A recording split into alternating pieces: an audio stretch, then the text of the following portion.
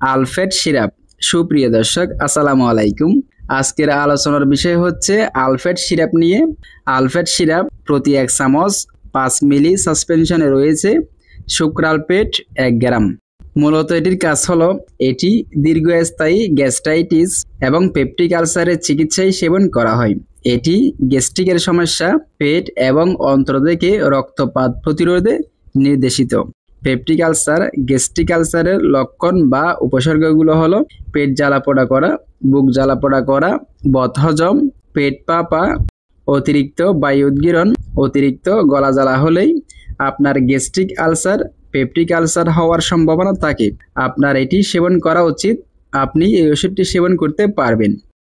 মূলত আলফেট সিরাপ এই ওষুধটি এই সকল রোগের ক্ষেত্রে গ্যাস্ট্রিক আলসার এবং পেপটিক আলসারের চিকিৎসায় চিকিৎসকরা প্রেসক্রিপশন করে থাকেন।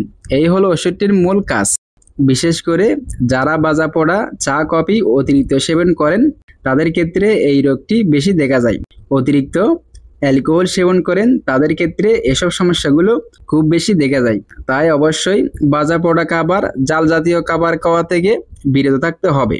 আলফেট সিরাপ এই ওষুধটির খাওয়ার নিয়ম বা সেবনবিধি হলো প্রাপ্তবয়স্ক 12 থেকে 18 বছর রোগীদের জন্য আলফেট সিরাপ 1 গ্রাম মানে 1 চামচ করে দৈনিক 3 থেকে 4 বার সেবন করা যাবে। আর 18 বছরের উপরে রোগীদের জন্য 2 গ্রাম অর্থাৎ 2 চামচ করে দিনে 3 থেকে 4 বার সেবন করা যাবে। এই হলো ওষুধটির খাওয়ার নিয়ম। এটি খাওয়ার 30 মিনিট পূর্বে খালি পেটে সেবন করতে হবে। আরও ভালো ফলাফলের জন্য আলফেট সিরাপের সাথে আপনি গ্যাসের ওষুধ ডমপেরিডন গ্রুপের এই ওষুধগুলি সেবন করতে পারবেন। আলফেট সিরাপ এটির বর্তমান বাজার মূল্য হলো আলফেট সিরাপ 200 ml বোতলের এমআরপি 400 টাকা।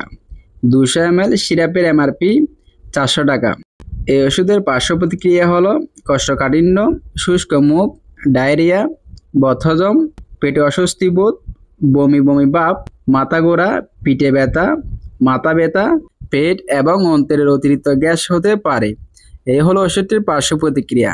এটির সতর্কতা: যেসব রোগীদের বৃক্কের কার্যক্ষমতায় মারাত্মক সমস্যা আছে তাদের ক্ষেত্রে এটি খুবই সতর্কতার সাথে সেবন করতে হবে এবং এটি অতিরিক্ত মাত্রায় দীর্ঘদিন সেবন করা থেকে বিরত থাকতে হবে। আর এটি গর্ভাবস্থায় এবং স্তন্যদানকালীন সময় এটি নিরাপদে সেবন করা যাবে এমন কোনো সুনিশ্চিত তথ্য পাওয়া যায়নি। অতএব গর্ভাবস্থায় এবং স্তন্যদানকালীন সময় এটি খুব বেশি প্রয়োজন হলেই সেবন করা যাবে। তবে অবশ্যই চিকিৎসকের পরামর্শ নিয়ে সব কিছু চেক করে আলফেট সিরাপ এই ওষুধটি সেবন করা উচিত। এটির প্রতি নির্দেশনা হলো এই ওষুধের উপাদানের প্রতি অর্থাৎ সুক্রালপেট গ্রুপের প্রতি অতি সংবেদনশীল রোগীদের ক্ষেত্রে এটি প্রতি নির্দেশিত। তাদের ক্ষেত্রে আলফেট সিরাপ এই ওষুধটি সেবন করতে পারবে না। তো এই ছিল আজকের ভিডিও। আলফেট সিরাপ এই ওষুধটির খাওয়ার নিয়ম, পার্শ্ব প্রতিক্রিয়া, এই ওষুধটির মূল্য। ভিডিওটি দেখে উপকৃত হলে শেয়ার করবেন। ধন্যবাদ সবাই।